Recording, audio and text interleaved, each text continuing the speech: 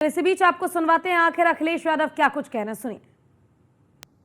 के बीच की 50 किलोमीटर की दूरी, क्योंकि शिक्षकों के पास स्कूल के पास रहने के लिए न तो सरकारी आवास होते हैं और न दूरस्थ इलाकों में किराए पर घर उपलब्ध होते हैं। इससे अनावश्यक तनाव जन्म लेता है और मानसिक रूप से उलझा अध्यापक कभी जल्दीबाजी में दुर्घटनाग्रस्त भी हो जाता है और होते भी हैं, जिसके अनेक उदाहरण मिलते हैं। कई बार हम लोग देखते हैं कि जल्दी के चक्कर में कई ऐसे हमारे टीचर्स हैं जिनका एक्सीडेंट हुआ है, जिनकी जान चली गई है। यदि किसी इमरजेंसी की वजह से शिक्षकों को व्यक्तिगत स्वास्थ्य या फिर घर परिवार और सामाजिक कारणों से दिन के बीच में स्कूल छोड़ना पड़े तो पूरे दिन की अनुपस्थिति होने की रिपोर्ट भेज दी जाएगी। एक्सप्लॉयटेशन शिक्षा विभाग में जो शिक्षक है वो जानता होगा। हमारे बहुत सारे साथी हैं, किस स्तर से एक्सप्लॉयटेशन है। हम और लीडर ऑपोजिशन यहाँ बैठे थे, जनता दरबार के माध्यम से लोगों से मिल रहे थे। उसी समय एक शिक्षक आया और उसने बताया कि उसके सामने क्या संकट है। हालांकि ट्रांसफर पोस्टिंग के बारे में आपसे बेहतर कोई नहीं जानता होगा, वो झगड़ा शुरू हो गया है। तो वो अपने ट्रांसफर की रेट बता रहा था, कितने लाख। देर से स्कूल पहुंचने या जल्दी स्कूल के वापस जाने के अनेक कारण हो सकते हैं। यहां तक कि विद्युत आपूर्ति के बाधित होने या तकनीकी रूप से भी कभी इंटरनेट जैसी सेवाओं के सुचारू संचालन में समस्या आती है। इसलिए डिजिटल अटेंडेंस का विकल्प बिना व्यवहारिक समस्याओं के पुख्ता समाधान के संभव नहीं है, क्योंकि आपका इंफ्रास्ट्रक्चर ही पुअर है। तो आप कैसे डिजिटली इतना साउंड करना चाहते हैं, आप हर चीज उसी पे ले जाना चाहते हैं। सबसे पहले अन्य सभी विभागों के प्रशासनिक मुख्यालयों में लागू किया जाए, क्योंकि जहां होना चाहिए वहां डिजिटल अटेंडेंस ही नहीं है।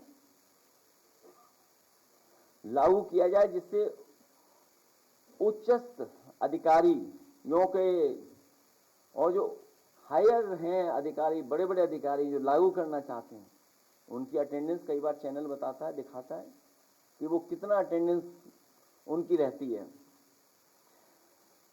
सबसे बड़ी बात यह है कि इससे शिक्षकों को भावनात्मक ठेस पहुंचती है, जिससे उनके शिक्षण व प्रतिकूल प्रभाव पड़ता है। बोधपरक शिक्षण के लिए शिक्षकों का भावनात्मक रूप से जुड़ना आवश्यक होता है। स्कूल में केवल निश्चित घंटे बिताना ही शिक्षण नहीं हो सकता है कि आप फोर्सफुली पढ़ाना चाहते हो। शायद अगर फोर्सफुली पढ़ना चाहेंगे तो संभव नहीं है। आखिरकार शिक्षकों की एकजुटता के सामने भाजपा सरकार को डिजिटल अटेंडेंस, ऑनलाइन हाजिरी, ऑनलाइन अटेंडेंस का अपना आंतरिक निर्णय स्थगित करना ही पड़ा। वो क्योंकि जनमानस और आम लोगों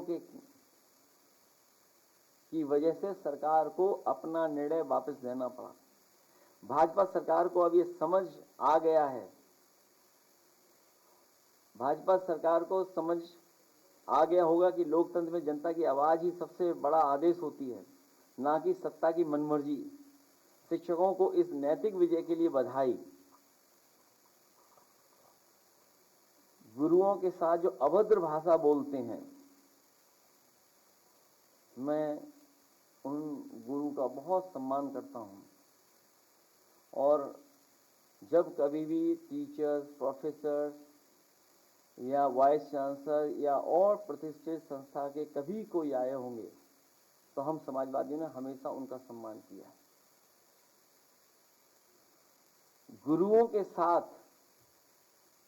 जो अभद्र भाषा बोलते हैं, उनका अपमान करते हैं, वो अशिक्षित के समान ही हैं। अहंकार लोगों को अनपढ़ बना देता है, क्योंकि वो किसी की तकलीफ दुख को न तो पढ़ता है न सुनता है। शिक्षकों पर अविश्वास जताकर और उनका तिरस्कार करके भाजपा सरकार ने साबित कर दिया है कि न तो वो शिक्षा का सम्मान करती है, न शिक्षकों का। भाजपा ने अध्यापकों का भरोसा खो दिया है, भरोसा भी खो दिया है। उनका सम्मान भी नहीं करती सरकार। हमने तब कहा था कि आशा के इस निर्णय के पीछे विधानसभा की आगामी उपचुनाव में भाजपा की हार का डर का कारण ही बना है और उपचुनाव के बाद ये मनमाना आदेश फिर से लागू नहीं होगा। और ये भी कहा था कि डिजिटल अटेंडेंस का आदेश केवल स्थगित नहीं बल्कि हमेशा के लिए रद्द होना चाहिए, क्योंकि अभी सरकार ने स्थगित किया है, अभी तक हमेशा हमेशा के लिए खत्म नहीं किया।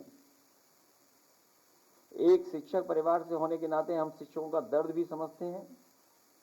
हम में से बहुत सारे लोग हैं समाजवादी परिवार में जो शिक्षा से जुड़े ही हैं और वो